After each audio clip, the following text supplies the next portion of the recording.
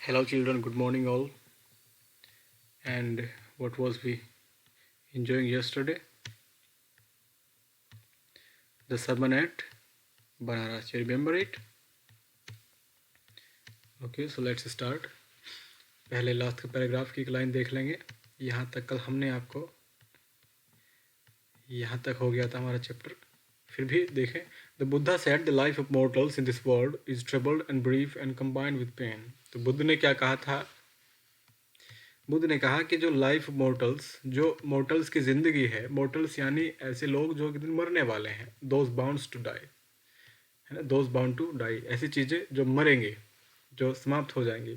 तो जो मरने वालों की जो ज़िंदगी है वो बहुत छोटी और चिंता और दुख से भरी हुई है, बहुत छोटी है और दर्द और चिंताओं से भरी हुई है. Okay, for their is not any, अब देखें आगे, for their is not any means by which those that have been born can avoid dying. After reaching old age, there is death. Of such a nature are living beings. तो क्या कहें? For there is not any means. तो ऐसी कोई भी चीज़ नहीं है जो जिसने जन्म लिया है उसे मरने से बचा सके. कि ऐसी कोई भी चीज़ नहीं है जिसने यहाँ पे जन्म लिया है कि वह मरने को अवॉइड कर सकती है. ठीक है. After reaching old age there is death. बूढ़ा होने के बाद मृत्यु है. और यही नेचर है हम लिविंग बीइंग्स का. हम जो लोग जीते हैं यही हमारा नेचर है कि हमें एक न एक दिन सबको मरना ही है. तो ये बुद्ध का क्या है? सरमन है. सरमन जो बनारस में दिया गया था. सरमन यानी उपदेश, religious speech. Like as ripe fruits are early in danger of falling, so mortals when born are always in danger of death. जिस तरह से पके हुए फल को ज़्यादा जल्दी गिरने का खतरा होता है, जिस तरह से पके हुए फल को ज़्यादा खतरा होता है कि वह जल्दी गिर जाएगा, उसी तरह से मोर्टल्स को ज़्यादा खतरा होता है कि वह मर जाएगा. आप समझ रहे हैं कि इमोर्टल को इतना खतरा नहीं होता क्योंकि वो तो इमोर्टल है. तो हम में कोई चीज़ इमोर्टल भी हैं, ऐसी चीज़ें जो कभी नहीं मरेंगे. ठीक है. तो जिस तरह से पके फल को खतरा होता है गिरने का, उसी तरह से इमोर्टल्स को भी खतरा ज़्यादा बना रहता है कि वह कभी भी मर सकता है. Clear? As all earthen vessels made by the potter and in being broken, so is the life of mortals. जिस तरह से जो पोटर के जो बर्तन होते हैं, अर्थन वेजल यानी मिट्टी के बर्तन, पोटर कहते हैं कुम्हार को. तो जो कुम्हार के मिट्टी के बर्तन जिस तरह से उन्हें एक न एक दिन टूटना ही है और वह एंड हो जाते हैं, उनकी जो एंडिंग है वो टूटने से हो जाती है, उसी तरह से मोर्टल्स की लाइफ भी है, उनका भी एक न एक दिन एंड हो जाना है. Both young and adult, both those who are fools and those who are wise, all fall into the power of death, all are subject to death. वे सभी जो जवान हैं या कि बूढ़े हैं, वे सभी जो फूल्स हैं या वाइज हैं, जो बुद्धिमान हैं या फिर फूल हैं, उन सभी को एक दिन मृत्यु की चपेट में आना ही होता है. All fall into the power of death. उन सभी को एक दिन उनकी मौत होनी ही है. All are subject to death. सभी की मृत्यु निश्चित होती है. Of those who overcome by death depart from life. A father cannot save his son, nor kinsmen their relations. वे सभी जिनको डेथ एक दिन ओवरकम कर लेगी, यानी डेथ उन पर हावी हो जाएगी, यानी जिनको एक दिन मर जाना है. A father cannot save his son. कोई पिता अपने बेटे को नहीं बचा सकता. Nor kinsman their relations. Kinsman कहते हैं रिलेटिव्स को. ना ही कोई संबंधी, कोई रिश्तेदार अपने किसी रिश्तेदार को बचा सकता है. मार्क देखो. While relatives are looking on and lamenting deeply, one by one mortals are carried off like an ox that is led to the slaughter. Slaughter कहते हैं कसाई को.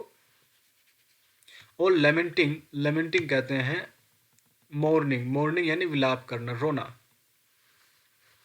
बहुत बुरी तरह से रोना, विलाप करना किसी के सदमे में. ठीक है. तो देखो, मार्क यानी देखो, ये आपका माइंड अट्रैक्ट करने के लिए यहाँ पे लिखा गया है. It is use to draw any attention, ध्यान आकर्षित करने. तो देखो, जब रिलेटिव्स लेमेंटिंग कर रहे होते हैं, are looking on, and lamenting deeply, जब वे देखते रहते हैं और बहुत बुरी तरह से लेमेंटिंग करते रहते हैं, विलाप करते रहते हैं, so one by one mortal are carried off, तो एक एक करके जो मोर्टल चीज़ें होती हैं, जो भी जिन्हें मरना है, वो इस तरह से मौत की चपेट में आती है, इस तरह से मर रही होती हैं जैसे कोई बैल कसाई के पास ले जाया जाता है एक एक करके। उसी तरह से जब कोई विलाप कर रहा होता है तो उसके बाद भी वो नहीं रोक रोक पाते विलाप करके मरने वालों को, वो एक एक करके ऐसे जाते रहते हैं मृत्यु के पास, जैसे कि कोई बैल कसाई के पास जाता है, जैसे एक बैल को कसाई के पास ले जाया जाता है। So the world is afflicted with death and decay, therefore the wise do not grieve knowing the terms of the world. इस तरह से जो सारी दुनिया है, जो पूरा वर्ल्ड है, वो अफ्लेक्टेड है, वो सफर्ड है, वो पीड़ित है मृत्यु से और डिके, डिके यानी एंडिंग से। सारी दुनिया पीड़ित है मृत्यु और एंडिंग से। उसे पता है कि हम सब मर जाने वाले हैं और हम सभी की समाप्ति एक दिन हो जाएगी। Therefore the wise do not grieve knowing the terms of the world. तो लेकिन फिर भी जो वाइज होते हैं, जो बुद्धिमान लोग होते हैं, वो कभी ग्रीव नहीं करते हैं। ग्रीव यानी वो कभी वरी नहीं करते हैं, कभी चिंता नहीं करते, कभी शोक नहीं करते। वह जानते हैं इस दुनिया के जो टर्म्स होते हैं, क्योंकि वो इस दुनिया की टर्म्स, इस दुनिया की रीति को जानते हैं। वो जानते हैं कि ये तो इस दुनिया का रूल है कि एक दिन सभी को मर जाना है, इसलिए वो कभी ग्रीव नहीं करते हैं। Not from weeping nor from grieving will anyone obtain peace of mind. On the contrary, his pain will be greater and his body will suffer. ना तो रोने से और ना ही ग्रीव करने से, ना ही चिंता जाहिर करने से या फिर विलाप करने से किसी को मन की शांति कभी नहीं मिलती है। Not from weeping nor from grieving will anyone obtain peace of mind. ना तो रोने से ना ही शोक करने से कभी किसी को मन की शांति मिलती है। ऑन द कंट्रेरी, इसके विपरीत उसका दुख और ज़्यादा बढ़ता चला जाता है। His pain will be greater and his body will suffer, और उसका शरीर और ज़्यादा पीड़ित होता चला जाता है। बल्कि जो व्यक्ति पेन करता है या जो कोई शोक करता है, उसका दुख और ज़्यादा बढ़ता चला जाता है और उसका शरीर और ज़्यादा खराब होता चला जाता है। He will make himself sick and pale, yet the dead are not saved by this lamentation, by his lamentation. वह अपने आप को बीमार और कमज़ोर बना देता है इस तरह से, लेकिन फिर भी यदि वह रात दिन शोक कर रहा है, विलाप करता है, रोता है, फिर भी वह अपने इस विलाप, अपने इस लेमेंटेशन की वजह से मरते हुए को नहीं बचा सकता। He who seeks peace should draw out the arrow of lamentation and complaint and grief. वह व्यक्ति जो शांति खोजता है, who seeks peace, जो कि शांति खोजता है, should draw out the arrow of lamentation. उसे lamentation का, complaint का और grief का तीर निकाल देना चाहिए। किस चीज़ का तीर निकाल देना चाहिए? lamentation यानी विलाप नहीं करना चाहिए, ना ही शिकायतें करनी चाहिए, शिकायतें करनी छोड़ देनी चाहिए, और दुख करना भी छोड़ देना चाहिए। जो व्यक्ति मन की शांति की तलाश में है, मन की शांति चाहता है। He who has drawn out the arrow and has become composed will obtain peace of mind. He who has overcome all sorrow will become free from sorrow and be blessed. वह व्यक्ति जिसने यह तीर निकाल दिया है, कौन सा तीर? लेमेंटेशन का, कंप्लेंट का, ग्रीफ का, जिसने यह तीर निकाल दिया है।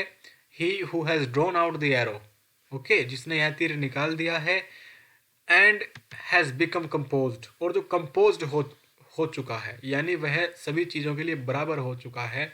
कंपोज्ड, उसे कोई फर्क नहीं पड़ता, ठीक है, वह स्थिर हो गया है। Will obtain peace of mind, वही व्यक्ति मन की शांति को प्राप्त करेगा। कौन मन की शांति को प्राप्त करेगा? Who will obtain the peace of mind? One who draw the arrow of grief, complaint and lamentation, and who has become composed, और जो कंपोज्ड हो गया है उसे ही मन की शांति मिलेगी। क्लियर?